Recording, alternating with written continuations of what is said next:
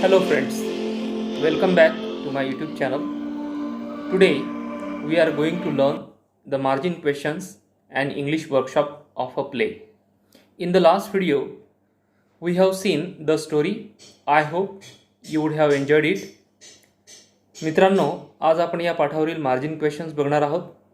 मी आपणास दिलेल्या प्रश्नांचे अर्थ पण सांगणार आहे जेणेकरून तुम्हाला प्रश्न नीट समजतील. चला तर सुरुवात करूया. तत्पूर्वी माझ्या चॅनलला सबस्क्राईब करायला विसरू नका. Now let's start. First margin question which is given on page number 55 of your text book. What is the name of the town. मित्रांनो, इथे विचारलं आहे की त्या नगरीचं नाव काय आहे. ऑफकोर्स तुम्हाला ह्या प्रश्नाचं उत्तर आलंच असेल, Andher Nagari. What is the name of the king.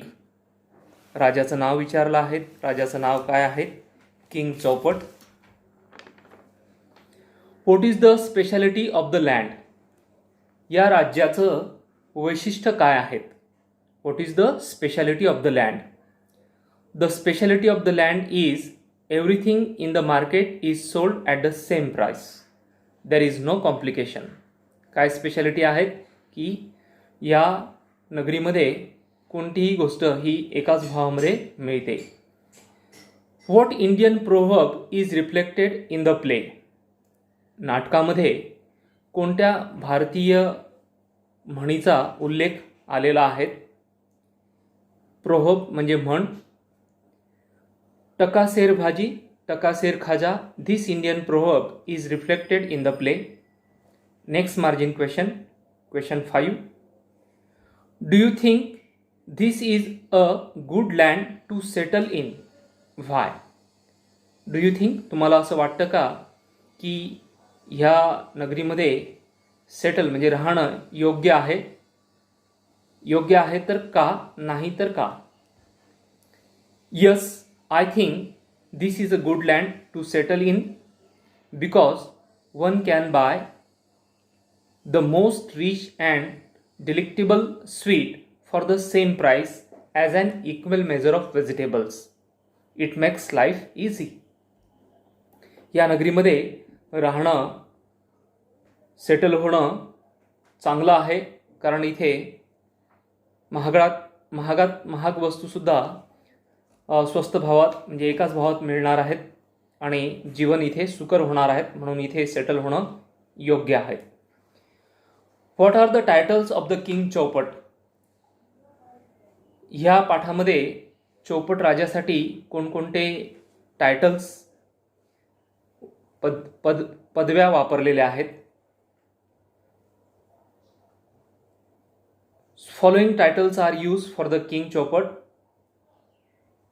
चौपट राजासाठी खालील टायटल्स वापरले आहेत, जसं most noble, most revered, most gracious, most learned, royal monarch. Next margin question. Can we call thieves truly hardworking and honest? आपण चोरांना खरंच खूप मेहनती आणि प्रामाणिक म्हणू शकतो का? No, we cannot call thieves truly hardworking and honest because they rob the money of those people who work hard to earn it, and to steal someone's money is not an honest work. आपण चोरांना मेहनती तर म्हणू शकत नाही आणि प्रामाणिक पण नाही म्हणू शकत, कारण मेहनतीने कमावणाऱ्या लोकांचे पैसे ते चोरतात आणि चोरी करणं हे प्रामाणिक काम नाही आहे, असा या प्रश्नाच्या उत्तराचा अर्थ होतो. Next margin question. If you have been the merchant what would you have said. जर तुम्ही मर्चंट असता तर तुम्ही काय म्हटलं असतं? If you have been the merchant what would you have said. The answer of this question, if I have been the merchant I would have said the king to punish the thief because they entered in my house when the whole family wear away. It is crime. जर मी merchant असतो तर मी राजाला म्हटलं असतं की ह्या चोराला punish म्हणजे शिक्षा करा, कारण आम्ही घरी नसताना पूर्ण कुटुंब घरी नसताना चोरीच्या उद्देशाने ते घरात शिरलेत आणि हा एक गुन्हा आहे. Next margin question. What is the mortar makers excuse? It is believable. Mortar maker म्हणजे चुना कालवणाऱ्याचं सबब काय होती? एक्सक्यूज म्हणजे सबब. त्याने कोणती सबब सांगितली होती आणि ही सबब विश्वसनीय होती का? विश्वास ठेवण्यासारखी होती का? Mortar maker excuse that the pot which he use to pour water into the mortar had an extraordinarily large. The mouth of that pot is extraordinarily large. So excess water poured into the mortar mixture. So he was helpless. It was the potter's fault. So it is unbelievable excuse. विद्यार्थी मित्रांनो, mortar मेकरने सांगितलं होतं की त्याने ज्या भांड्याने चुन्यामध्ये पाणी कालवलं त्या भांड्याचं तोंड हे खूप मोठं होतं आणि त्यामुळे पाणी जास्त कालवलं गेलं. ही त्याची सबब जी होती ती अविश्वसनीय आहे, विश्वास बसण्यासारखी नाही आहे. कारण पाणी किती टाकायचं हे त्या मॉर्टर मेकरवरच अवलंबून होतं. Next margin question. Do you think the potter is telling the truth? Why? तुम्हाला असं वाटतं का तो पॉटर भांडं बनवणारा हा खरं सांगत होता? का असं वाटतं? Yes, I think the potter is telling the truth because when he was moulding the pot he heard the sweet delicate tinkling of anklets of the moneylenders daughter. She distracted him as he was shaping the mouth of the pot. तो म्हणतो की ज्यावेळेस तो त्या भांड्याला आकार देत होता, ते माठ जो घडत होता, त्यावेळेस मनी लेंडरच्या मुलीचा अँकलेटचा आवाज आला आणि त्याचं लक्ष विचलित झालं आणि त्या भांड्याचं तोंड मोठं झालं. सो यस, तो खरं म्हणत होता. Next margin question. Why is the daughter so confident that the king will not hang her? Does her prediction come true? या प्रश्नाचा अर्थ होतो की ती मनी लेंडरची जी मुलगी होती ती एवढी आत्मविश्वासाने, तिला एवढा आत्मविश्वास का होता की राजा आपल्याला फासावर लटकवू शकत नाही, असं तिला का वाटत होतं आणि तिला जे वाटत होतं ते खरं ठरलं का? प्रेडिक्शन म्हणजे भाकीत. The moneylenders daughter is so confident that the Kings will not hang her because she knew that she was not guilty and she knew the king very well. Yes, her prediction come true. त्या मनी लेंडरला आत्मविश्वास यासाठी होता की राजा आपल्याला फासावर नाही लटकू शकत, कारण ती दोषी नव्हती. She was not guilty. Guilty म्हणजे दोषी. आणि तिला राजाचा स्वभाव माहीत होता. She knew the king very well. त्यामुळे तिचं भाकीत हे खरं ठरलं. Next margin question. Is the daughters complaint about the goldsmith true? डॉटरनी जी तक्रार केली, कंप्लेंट सोनाराला घेऊन, ती खरी होती का? The answer of this question. Yes, the daughters complaint about the goldsmith is true because he had not delivered her ornaments on time. हो, ती खरी होती कारण त्याने तिचे दागिने हे वेळेवर डिलिव्हर केलेले नव्हते, म्हणजे तिला दिले नव्हते वेळेवर. नाव इंग्लिश वर्कशॉप. विद्यार्थी मित्रांनो, आता इंग्लिश वर्कशॉपकडे आपण वळू. First question of the workshop. List the characters that have appeared in the play. ह्या प्लेमध्ये प्ले म्हणजे नाटक. ह्या नाटकामध्ये जी पात्र, कॅरेक्टर्स म्हणजे पात्र आलेली आहेत त्यांची यादी बनवा. तर ह्या नाटकात कोणकोणती पात्र आहेत? First guard, second guard, disciple, king Chaupat, fourth guard messenger, thief, merchant, bricklayer, mortar maker, potter, moneylender and his daughter. Second question. List all the different titles they use to address the king. राजासाठी कोणकोणते संबोधन ह्या पात्रांनी वापरलेले त्यांची यादी बनवा. The answer of this question, oh noble king, oh most king lord, oh merciful king, my royal lord, your majesty ही टायटल्स राजासाठी ह्या पात्रांनी वापरलेली आहेत. Third question, copy the explanation from the play. At least 5 explanation म्हणजे उद्गारार्थी वाक्य ह्या पाठातून नाटकातून आपल्याला घ्यायची आहेत. निदान ॲटलिस्ट 5 सेंटेन्स आपल्याला लिहायची आहेत.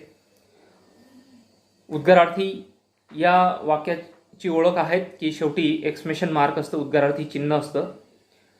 So first, how boring. Second, a life for life. Third, let the court begin.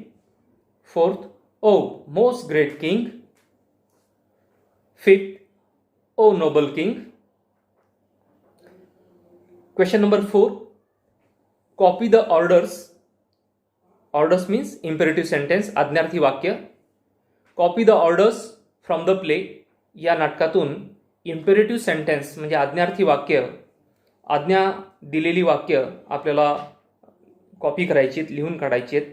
विद्यार्थी मित्रांनो, मी इथे तुम्हाला सांगेल की आज्ञार्थी वाक्य नेहमीही क्रियापदाने सुरू होतात. Verb always start with verb. For example, जसं इथे दिलेलं आहे, be alert.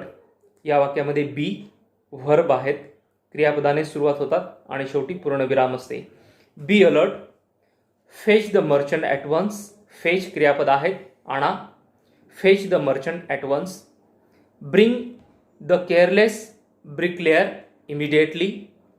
Fourth, summon the mortar maker at once. Summon म्हणजे बोलावणे, पाठवा. And fifth, send for the goldsmith. आणि गोल्डस्मिथला बोलण्यासाठी माणूस पाठवा.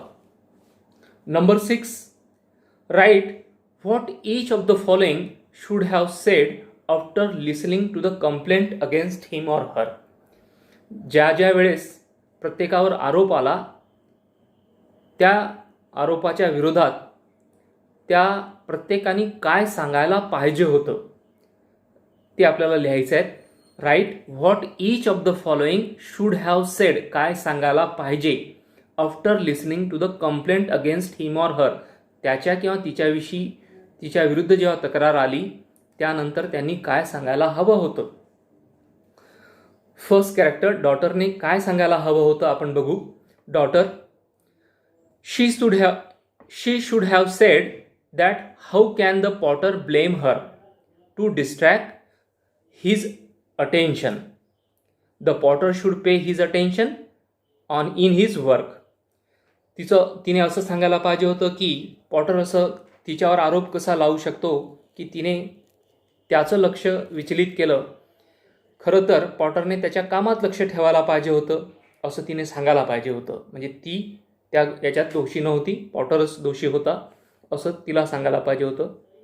बी पॉटरने काय सांगायला हवं होतं जेव्हा त्याच्या विरोधात तक्रार आली.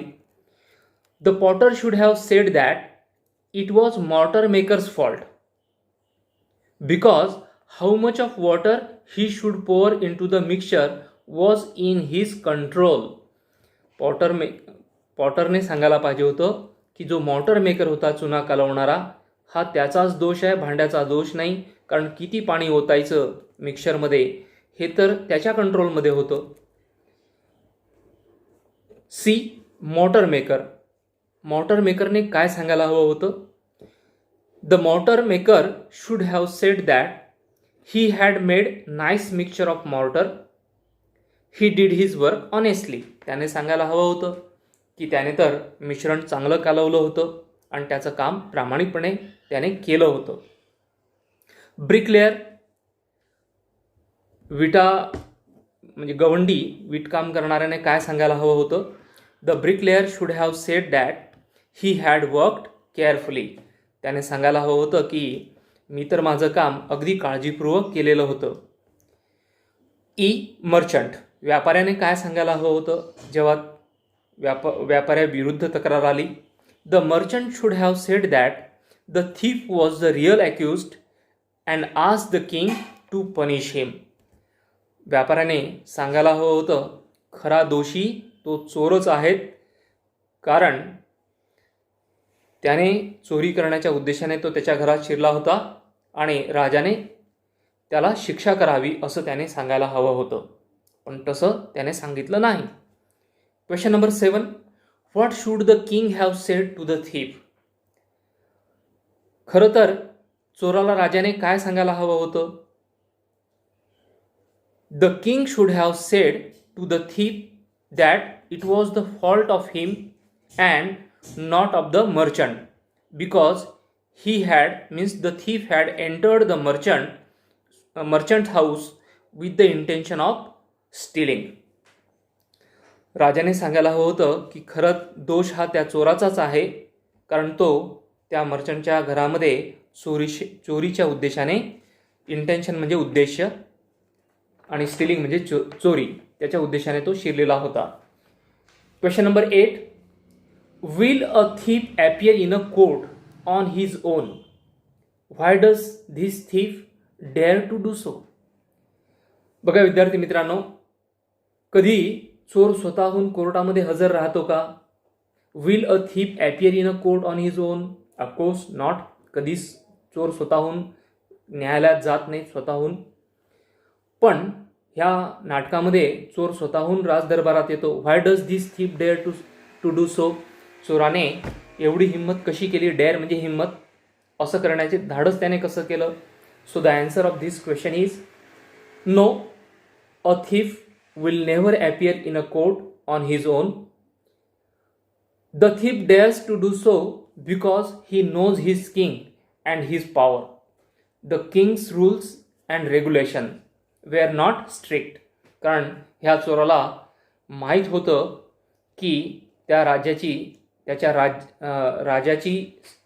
पॉवर किती आहेत, त्याला माहीत होतं, तो राजाला ओळखून होता आणि ह्या राजाचं रूल्स अँड रेग्युलेशन एवढे स्ट्रिक्ट नव्हते हे त्याला माहीत होतं. So friends, here we have seen margin questions as well as workshop. Now let see language study. ह्या पाठावरील पेज नंबर 59वर लँग्वेज स्टडी दिली आहे, त्यावर थोडीशी चर्चा करून घेऊ. Question number 9. Read the following sentence and find the subject and the verb in each. इथे एक तक्ता दिला आहे, टेबल, आणि सेंटेन्स वाक्य दिलेली आहेत. या वाक्यामधलं सब्जेक्ट आपल्याला शोधायचं आहे. सब्जेक्ट म्हणजे कर्ता, जो क्रिया करतो तो सब्जेक्ट, आणि वर्ब म्हणजे क्रिया. फर्स्ट सेंटेन्स आहेत you are a stranger. So you subject आहेत आणि आर वर्ब आहेत. I am a visitor here. या सेंटेन्समध्ये एम वर्ब आहेत आणि आय सब्जेक्ट आहेत, कर्ता आहेत, या वाक्याचा क्रिया करणारा कर्ता. You have heard right. तू हे बरोबर ऐकलं आहे. सो यू सब्जेक्ट आणि हॅव हर्ड ऐकलं आहे, क्रियापद आहेत, वर्ब आहेत. He must pay with his life. या वाक्यात ही सब्जेक्ट आहेत आणि मस्ट पे हे वर्ब आहेत. लक्ष दिलंच पाहिजे. Last sentence the king will not hang me. So the subject of this sentence is the king. The king subject आहेत, कर्ता आहेत, आणि विल हँग वर्ब आहेत. Now question number 10. Let's see. Read the following sentence. खालील वाक्य वाचा. Tick the ones in passive voice. आणि box दिलेले त्यातमधनं जी वाक्य पॅसिव्ह व्हॉइसची आहेत त्या पॅसिव्ह व्हॉइसच्या वाक्यांवर टिक करा आणि कॉपी देम करेक्टली, आणि त्यांना काळजीपूर्वक लिहून काढा. पॅसिव्ह व्हॉइस आणि ॲक्टिव्ह व्हॉइस असे व्हॉइसचे दोन प्रकार आहेत. ॲक्टिव्ह व्हॉइसमध्ये ज्यामध्ये कर्ता प्रधान असतो तशा वाक्यांना ॲक्टिव्ह व्हॉइस म्हणतात, आणि पॅसिव्ह व्हॉइस ज्यामध्ये कर्म प्रधान असतं. म्हणजे कर्म प्रधान असतं, क्रिया करणारा हा महत्त्वाचा नसतो, तो प्रधान नसतो, म्हणजे तो सुरुवातीला दिलेला नसतो. अशा वाक्यांना पॅसिव्ह व्हॉइस म्हणतात. Now let see. I have heard amazing stories. यामध्ये वाक्य हे कर्ता प्रधान आहेत, ॲक्टिव्ह व्हॉइस आहेत, त्यामुळे इथे आपण टिक नाही करू शकत. I am specially impressed by the fact. हां, तुम्ही फॅक्टने इम्प्रेस झालात. इथे फॅक्टने तुम्हाला इम्प्रेस केलेलं आहे. I am especially impressed by the fact. So त्यामुळे हे पॅसिव्ह व्हॉइसचे वाक्य आहेत. So let's tick. Third sentence, I am quite happy about it. हे वाक्य ॲक्टिव्ह व्हॉइसचं आहे, त्यामुळे इथे आपण टिक नाही करू शकत. I beg for justice. हे पण वाक्य ॲक्टिव्ह व्हॉइसचं आहे, इथे आपण टिक नाही करू शकत. Sentence number 5, and my friend was instantly killed. आणि माझा मित्र लगेच मारला गेला. बघा, कोणी मारलं हे इथे दिलेलं नाही आहे. माझा मित्र मारला गेला म्हणजे कोणाकडून तरी ही क्रिया झाली आहे आणि ती दिलेली नाही आहे. So this is an example of passive voice. So let's tick here. हे पॅसिव्ह व्हॉइसचं उदाहरण आहेत. Number 6, my house has been recently built. हे पण पॅसिव्ह व्हॉइसचं उदाहरण आहेत. My house has been recently built. माझं घर नुकताच बांधलं गेलं आहे. म्हणजे ते घर मी नाही बांधलं, कोणीतरी बांधून दिलं आहे, बांधलेलं आहे. So my house has been recently built passive व्हॉइसचं वाक्य आहे. It is the fault of the bricklayer. So this is the example of active voice. हे वाक्य ॲक्टिव्ह व्हॉइसचे आहेत, त्यामुळे इथे आपण टिक नाही करू शकत. सो विद्यार्थी मित्रांनो, नक्कीच तुम्हाला ह्या पाठावरची प्रश्नोत्तरं समजली असतील. आशा करतो की तुम्हाला हा पाठ चांगल्या प्रकारे समजला असेल. Thank you for watching this video.